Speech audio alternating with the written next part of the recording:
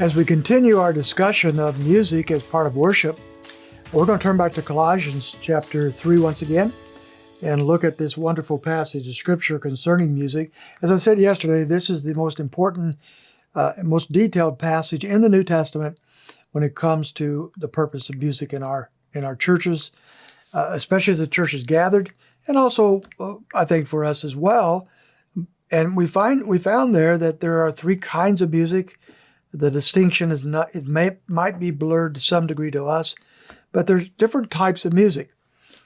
All music is not the same. All music doesn't sound the same. All music doesn't accomplish the same purposes. All music doesn't have the same direction. So there's different kinds of music. But whatever kind of music there might be in the local church, this music should be that which carries out the purposes for which God gave us worship and music. And that purpose, as we saw yesterday, was that it might teach us, it might exhort us so that we can live for the Lord. It says in verse 16, again, I'll read that. Let the word of Christ dwell in you richly with all wisdom, teaching and admonishing one another with psalms and hymns and spiritual songs, singing with gratefulness in your hearts to God. So music should lead us to a gratefulness, a praise of God, but also to teaching of one another as we corporately come together. And think how powerful that is, to sing songs together, speaking to one another in a group of people of 10, 20, 1,000, 5,000, whatever, singing the same truths to one another, reinforcing the biblical truths that are found in Scripture. That's a powerful thing. And we thank God for these different means, different ways that we can do that in music.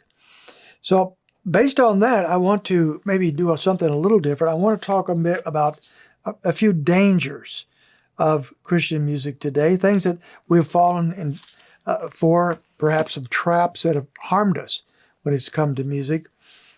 First of all, we can become worshipers of music and worshipers of performers.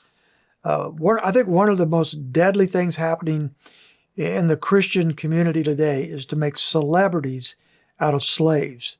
Who can imagine putting a monument up on the town square of a slave?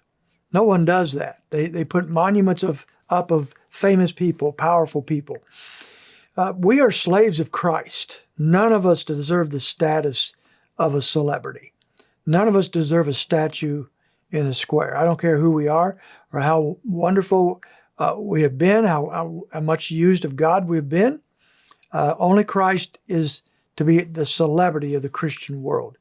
So when we begin to worship music, and music becomes everything to us, and we begin to basically worship the performers who are very good, we have made celebrities out of slaves.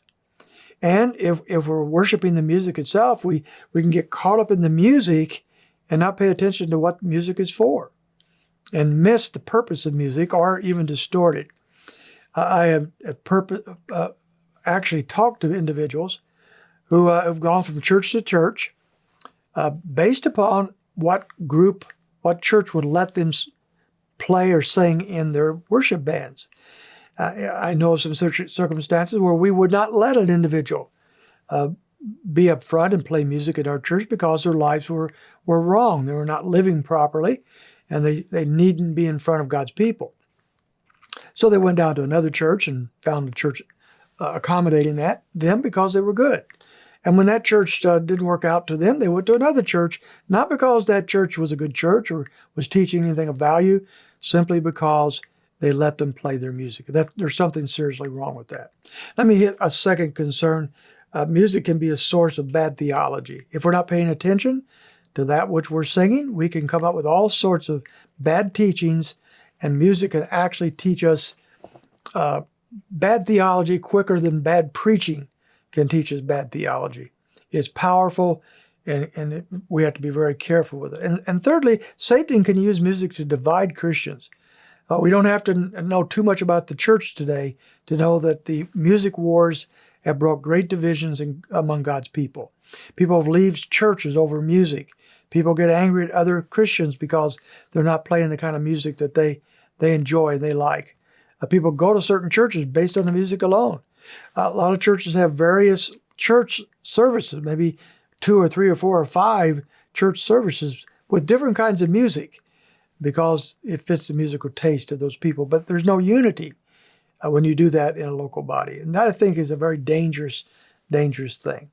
So those are some dangers I would point your attention to. Let's get back to what music is for and why God has given it to us. I want to read something Warren Wiersbe said in one of his books on this. He says, music has the power to touch and move the emotions, and for that reason it can become a wonderful tool in the hands of the Spirit or a terrible weapon in the hands of the adversary.